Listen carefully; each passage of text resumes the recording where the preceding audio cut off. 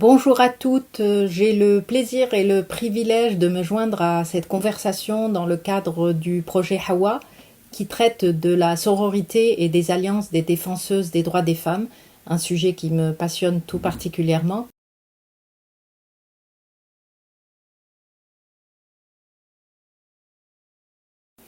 Pour ma part, j'aborderai la question de la sororité et des alliances comme étant un des défis majeurs qui concerne non seulement le mouvement féministe algérien, mais aussi toutes les organisations de femmes, tous pays confondus.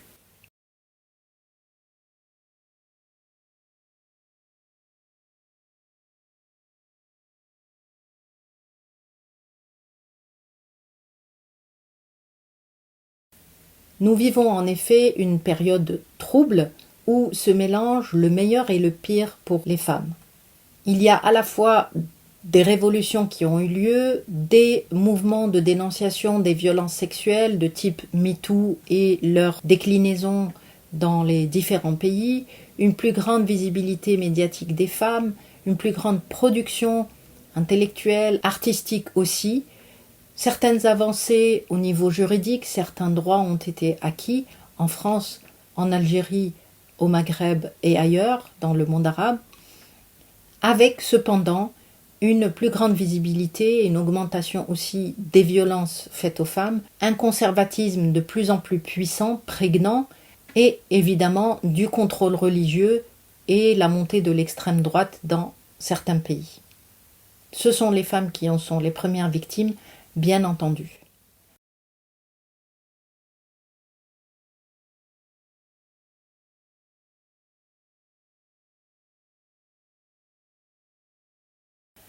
En Algérie, nous avons été traversés par cette vague d'espoir lors de l'émergence du Hirak. Ça a été un moment formidable d'espoir, un espoir d'autant plus fou que les femmes ont payé un lourd tribut durant les années 90, victimes à la fois du conservatisme social, de la répression politique et de l'intégrisme religieux. Donc, le mouvement féministe algérien a été éprouvé à la sortie de cette période. Les femmes en sont sorties épuisées et pour la plupart désillusionnées. Mais leur lutte n'a pas été vaine, ni jetée aux oubliettes. Au contraire, depuis l'indépendance, nous cumulons des histoires de nos aînés qui nous portent à chaque fois un peu plus loin.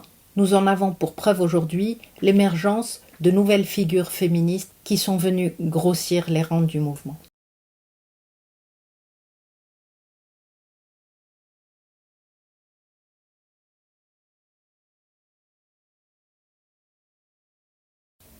L'avènement des révolutions arabes, par exemple, bien qu'elle n'ait pas eu une répercussion visible sur le terrain algérien, en tout cas pas de l'ampleur de ce qui a pu se passer en Égypte, en Tunisie ou ailleurs, ou en Syrie, mais ces révolutions arabes ont insufflé un souffle nouveau, justement un regain d'énergie dans la mobilisation féministe, et on l'a vu de manière importante au niveau de la jeune génération, qui était présente sur les réseaux sociaux, qui a suivi attentivement et qui s'en est inspirée effectivement au-delà des frontières du pays. Donc cette nouvelle génération est au fait des enjeux. Elle est fière à la fois de porter le combat des aînés, de celles qui les ont précédées, mais toutefois elle doit aussi faire face à des défis qui lui sont propres.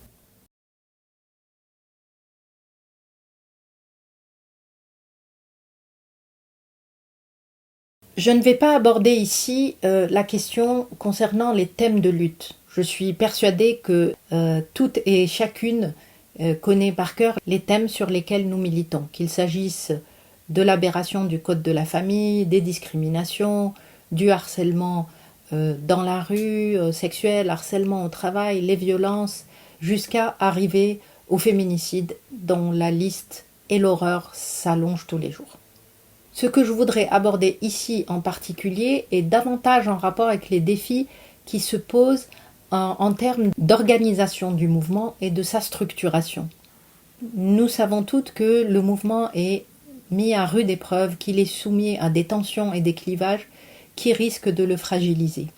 Ce n'est pas spécifique à l'Algérie, puisque la plupart des autres mouvements dans le monde, au niveau international, sont confrontés aussi à des crises, à des difficultés à faire bloc, puisque les femmes sont confrontées à de l'épuisement, comme tous les militants et les militantes, au rapport de pouvoir interne, à la dimension intergénérationnelle, c'est-à-dire la passation d'une certaine façon du flambeau, au clivage idéologique, à la question de l'argent, aux orientations stratégiques qui sont divergentes. Ce sont autant d'éléments qui menacent justement de fragiliser et d'éclater le mouvement.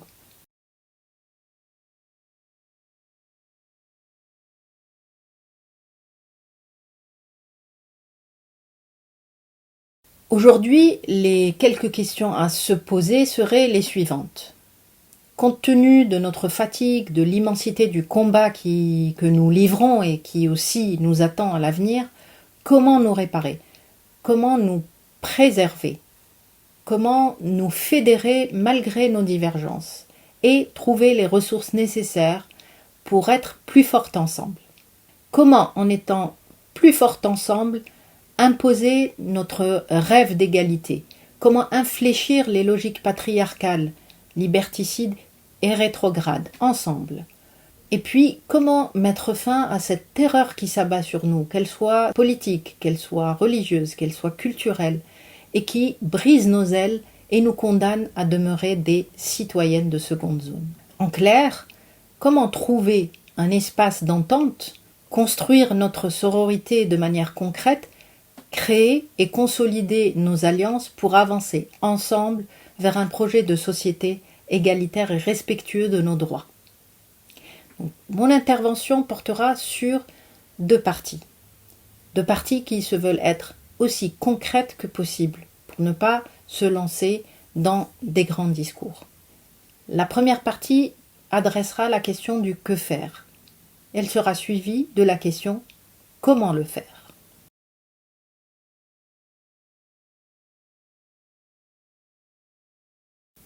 Donc, que faire pour renforcer notre mouvement?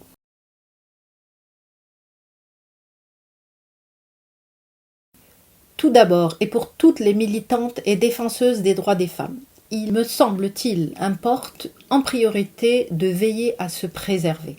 Se préserver physiquement, se préserver, je dirais même physiologiquement, et se préserver psychologiquement. Dit comme cela, ça paraît simple, ça peut même paraître naïf, mais en réalité, c'est la partie la plus importante et sans doute la plus critique s'agissant du renforcement du mouvement. Je dirais que c'est l'un des éléments qui a en partie fragilisé les générations militantes précédentes, dont je suis. Nous nous sommes en effet jetés à corps perdu dans la lutte, car nécessité obligée, bien entendu, et urgence aussi, les militantes n'ont pas compté leur temps ni ménagé leurs efforts au détriment de leur santé et de leur équilibre psychique. À la lumière de cette expérience de vie, il me semble en tout cas, primordial d'apprendre de ces pratiques et d'évaluer ce qui a marché et ce qui n'a pas marché. Donc je dirais prendre soin de soi, ou ce qu'on appelle le self-care, dans le jargon féministe que nous avons. Ici, le prendre soin de soi, ça n'est pas un acte égoïste, loin de là, mais c'est une nécessité, voire une condition pour être efficace et en mesure de prendre soin des autres. Prendre soin de soi, c'est d'abord un acte de réappropriation de son corps, de son temps et du temps consacré à nous-mêmes, ce qui souvent est rare pour les femmes et pour les femmes militantes en particulier. Le soin à soi signifie que nous sommes importantes individuellement et que nous le serons encore plus collectivement.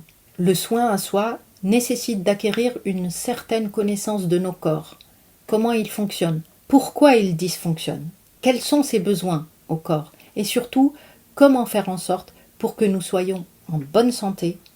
Et je pense notamment à l'hygiène de vie, l'alimentation, l'exercice physique, etc., qui, je le répète, à ce stade-là, n'est pas un luxe, mais une mise en condition, je dirais presque militaire, pour pouvoir lutter efficacement.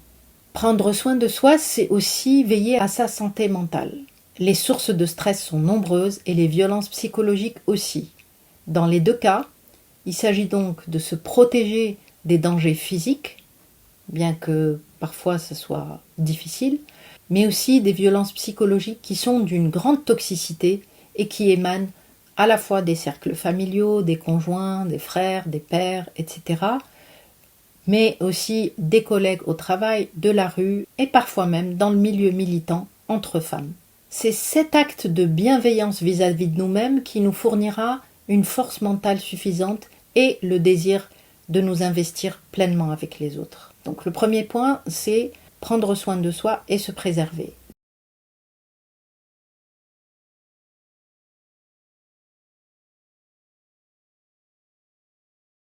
Le deuxième point, c'est surmonter le sentiment d'impuissance. On pourrait vite céder au découragement si notre ambition première était de détruire le patriarcat. C'est un objectif tellement énorme que, évidemment, on peut se décourager au premier abord. Le chemin est long, il va falloir beaucoup de temps et d'efforts pour y parvenir. Je ne doute pas que nous y parviendrons. Ce qui importe le plus, à mon sens, c'est de se fixer des objectifs par palier. Commencer petit et se renforcer. Essayer de travailler ce sur quoi nous pouvons agir à notre niveau et puis gagner petit à petit en puissance. Donc se fixer des objectifs limités, réalisables, que ce soit un travail juridique, un travail intellectuel, une production, une campagne, etc. Des petits objectifs réalistes qui donnent le sentiment d'avancer et qui aussi renforcent et donnent de la puissance.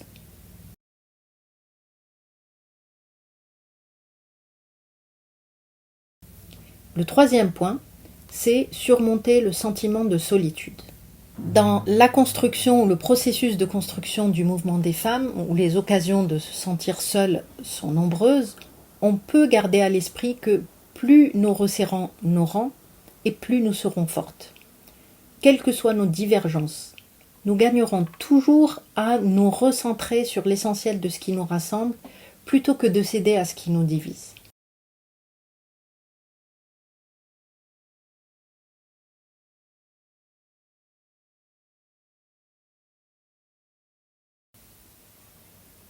Ça demande et ça nous demande d'être intelligente collectivement.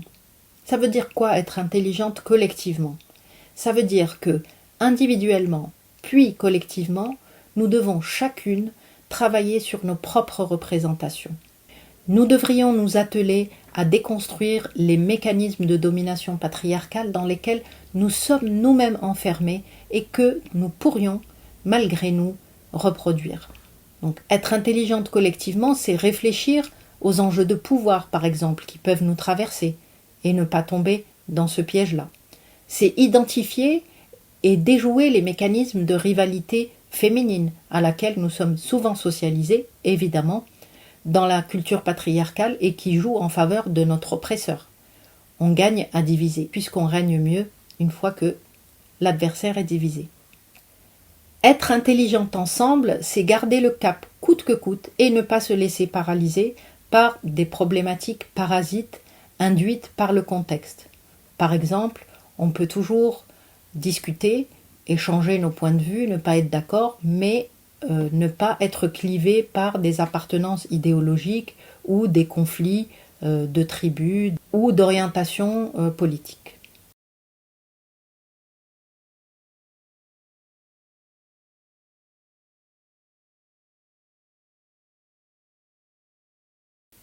C'est enfin prendre soin les unes des autres, se valoriser les unes les autres, développer nos savoir-faire et les conjuguer. C'est véritablement et concrètement l'incarnation et la mise en pratique de la sororité.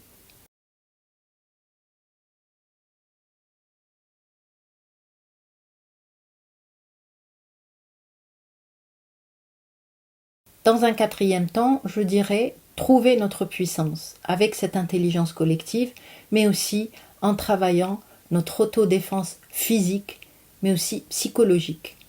Par autodéfense, j'entends se préparer, se renforcer physiquement par la pratique sportive, l'hygiène de vie, comme je l'ai dit auparavant. Et puis, au niveau psychique, c'est se renforcer, c'est-à-dire s'entraîner à la prise de parole en public, parfaire ses connaissances concernant les plaidoyers, maîtriser des éléments de communication, maîtriser du discours.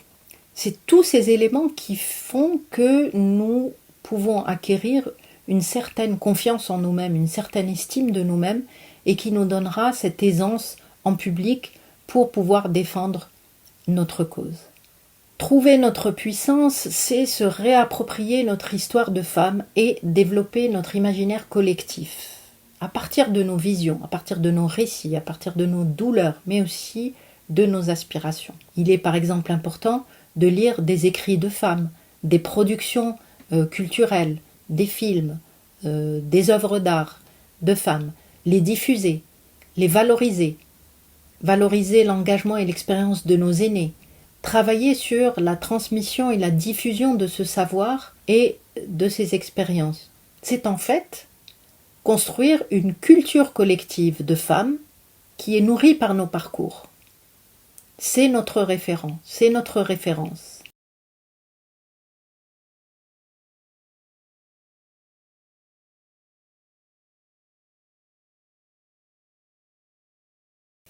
Dans un cinquième temps, c'est trouver des alliés.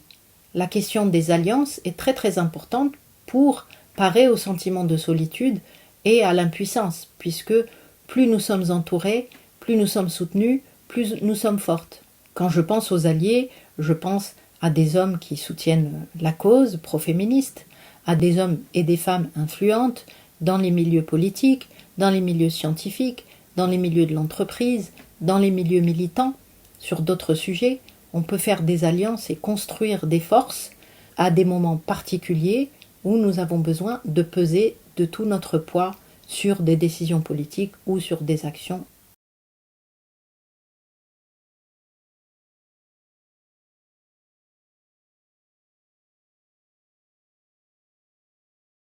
Dans un sixième temps, je dirais que c'est une réflexion à laquelle j'accorde beaucoup d'importance, c'est travailler notre rapport à l'argent.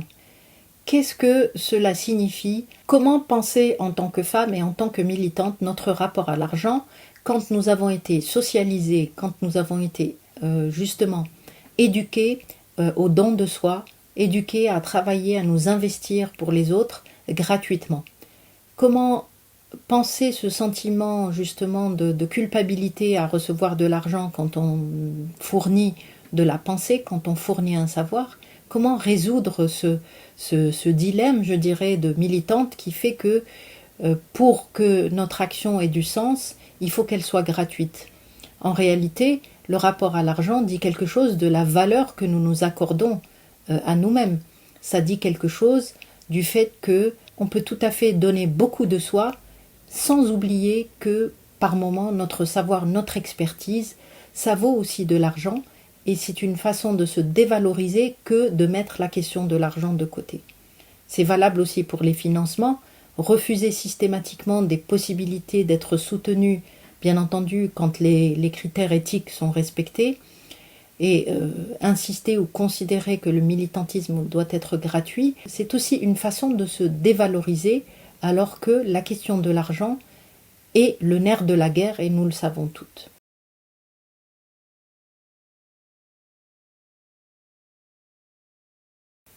Avec ce que faire, maintenant j'aborde la deuxième partie qui est le comment faire.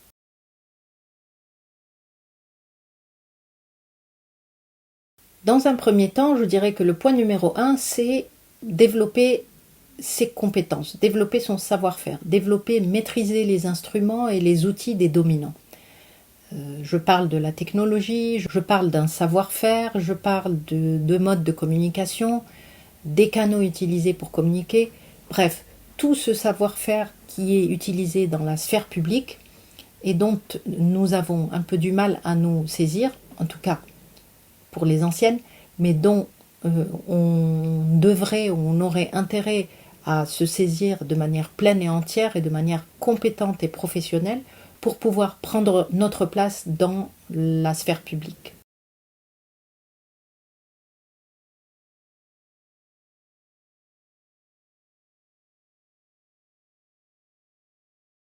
L'intelligence collective, quant à elle, j'en parlais tout à l'heure, c'est une pratique. Comment le faire? Il n'y a pas de recette particulière, mais c'est une pratique sur soi. Elle nécessite un travail personnel, individuel, mais aussi un travail collectif. à travers des formations dans des domaines multiples et variés. L'intelligence collective nécessite surtout une réflexivité importante et elle nous demande une remise en question permanente de nos pratiques. C'est-à-dire qu'elle se nourrit à la fois de ce que nous faisons de bien, de nos avancées, mais elle se nourrit encore plus de ce qui n'a pas marché quand on arrive à l'évaluer, à l'analyser, à comprendre pourquoi ça n'a pas marché et à faire autrement.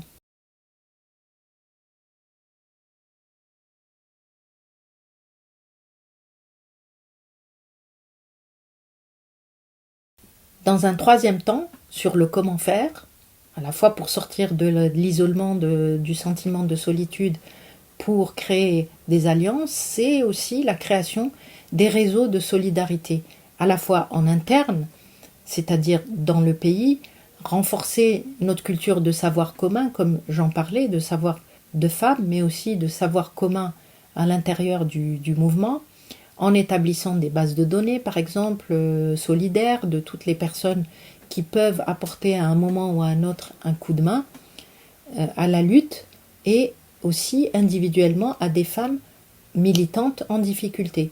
Ce réseau féministe friendly, je dirais amical avec les féministes, ça peut recouvrir différentes professions, des femmes, des gynécologues, des juristes, des intellectuels, des penseurs, des entreprises, etc. Ces réseaux-là peuvent venir en aide de manière ponctuelle, au besoin, sur notre demande, à chaque fois que la solidarité est nécessaire pour nous. Ceci m'amène à la question des solidarités internationales. Effectivement, au niveau national, se trouver des réseaux d'amis solidaires et des alliés, mais aussi une solidarité entre associations, c'est-à-dire se valoriser les unes les autres, valoriser le travail des unes et des autres, être dans la transmission des expériences et du savoir, travailler sur des domaines, chacune sur des domaines spécifiques, pour ensuite fédérer les connaissances et le savoir et les transformer en politique. Donc tout ce mouvement de solidarité serait encore plus pertinent et plus productif s'il était connecté évidemment au niveau international, ce que beaucoup d'organisations et de réseaux font, bien entendu, ça existe, on n'invente pas ici l'eau chaude. Donc la solidarité internationale est très importante à la fois pour relayer des violations des droits des femmes, pour attirer des aides d'organisations et de fonds qui aident les femmes en difficulté, pour créer justement ce corps militant pour une lutte qui est universelle, travailler conjointement avec les différentes organisations pour faire pression sur les instances internationales, collectivement. Donc tous les réseaux de solidarité internationale sont bons à prendre et sont importants pour nous en soutien, puisque, encore une fois, je le répète, nous sommes plus fortes ensemble.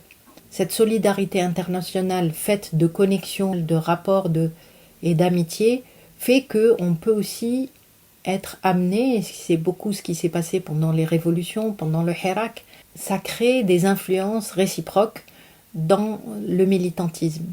Chaque mouvement dans chaque pays est unique, mais son expérience peut en inspirer d'autres. Ce qui s'est passé en Algérie pendant le Hirak, le carré féministe, la mobilisation des femmes, a beaucoup inspiré, a beaucoup impressionné les militantes féministes libanaises qui se sont jointes au mouvement de contestation et à la révolution qui en a suivi, etc., pour donner un exemple. Donc, s'inspirer des expériences internationales est une manière de justement contrer ceux qui cherchent à diviser les féministes par pays.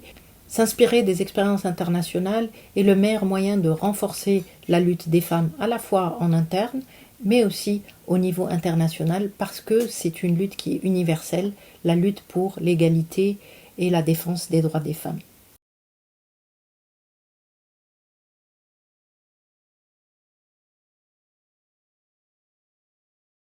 Le dernier point que j'aimerais aborder, et c'est un point qui me tient à cœur, c'est quelle image donner au mouvement.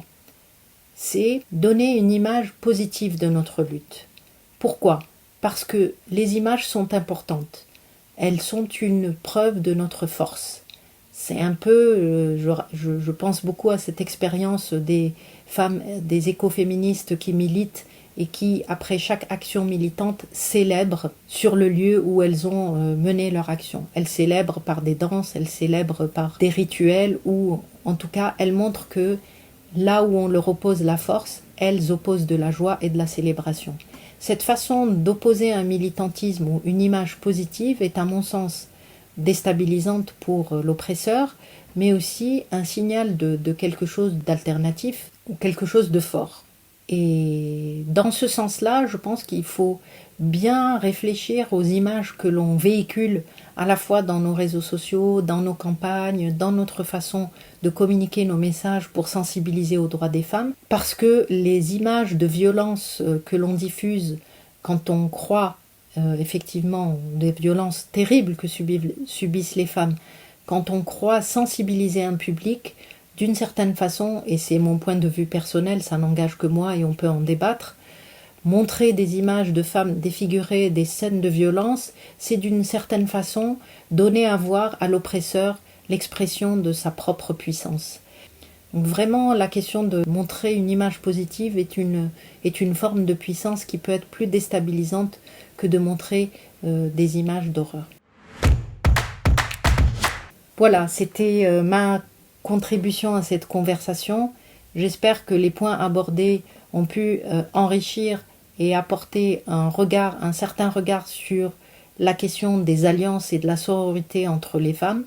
Pour ma part, je considère que c'est l'enjeu de cette nouvelle génération et je suis convaincue qu'elles vont relever le défi haut la main. Merci beaucoup, au revoir et à bientôt.